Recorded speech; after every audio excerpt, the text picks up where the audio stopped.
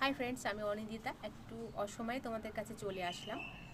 সত্যি কথা কি, সব কথাতে তোমাদের সঙ্গে শেয়ার করি, তো এই কথাটাও আজকে শেয়ার করতে আসলাম তোমাদের সঙ্গে। অ্যাকচুয়ালি আমি আজকে সত্যি সত্যি অনেকটা বড় বিপদের হাত থেকে রক্ষা পেয়েছি। আর কি, চলো তোমাদেরকে বলছি। আসলে পৌষ মাসটা হচ্ছে আমার মেয়ের জন্ম মাস। তো প্রত্যেক পৌষ মাসে প্রত্যেক বছরই আমি আমাদের যে গ্রামের বাড়ি আছে, এখানে একটা মা কালী থান আছে, সেখানে তেল সিঁদুর দিতে যাই। তো ছোটো ছিল তখন তো প্রত্যেক মাসেই যেতাম, কিন্তু এখন সেটা হয়ে ওঠে না। মেয়ের পড়াশোনার চাপ, নিজের কাজ, যাই হোক চারিদিকে চাপে। তো ভাবলাম পৌষ মাস তো প্রায় শেষ হয়ে আসছে, তো আজকে তো স্যাটারডে ছিল, তো তেল সিঁদুরটা দিয়ে আসি।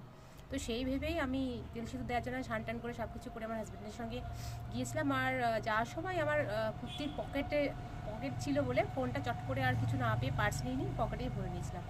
তো যেতে যেতে কখন ফোনটা যে পড়ে গেছে রাস্তায়, আমি না বুঝতেই পারিনি। মা কালী থানে তেল সিঁদুর দিয়ে সব কিছু কমপ্লিট করার পরে যখন পকেটে হাত দিতে যে ফোনটা নেই। আর লাকিলি সেইটা পড়েছে আবার একটা মা কালী থানের সামনেই ফোনটা পড়ে গিয়েছিল।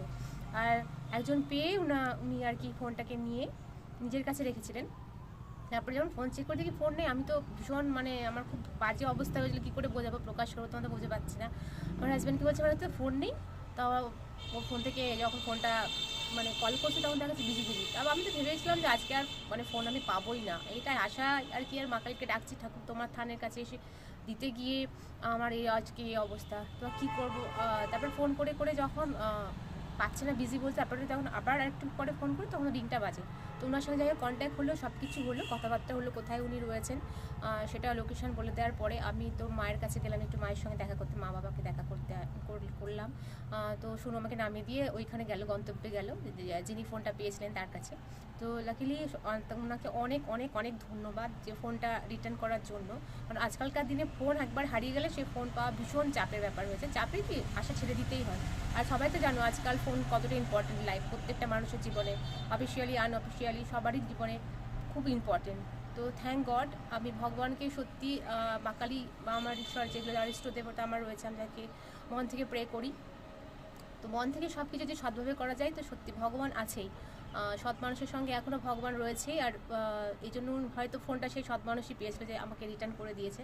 তাকে আবার অনেক ধন্যবাদ। আমার মানে কি বলবো, আমার হয়তো কথা জড়িয়ে যাচ্ছে যে ফোনটা আমি সত্যি পেয়ে গেছি। আমার ভীষণ আমি লাকি, নইলে হয়তো ফোনটা আমি আজকে পেতামই না।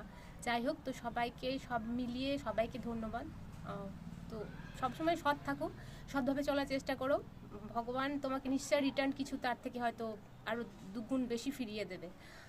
তো সত্যি সৎ মানুষ যে আজকালকার জীবনে রয়েছে, সেটা আমি আজকে বুঝতে পারলাম। তো সবাইকে অনেক অনেক ধন্যবাদ।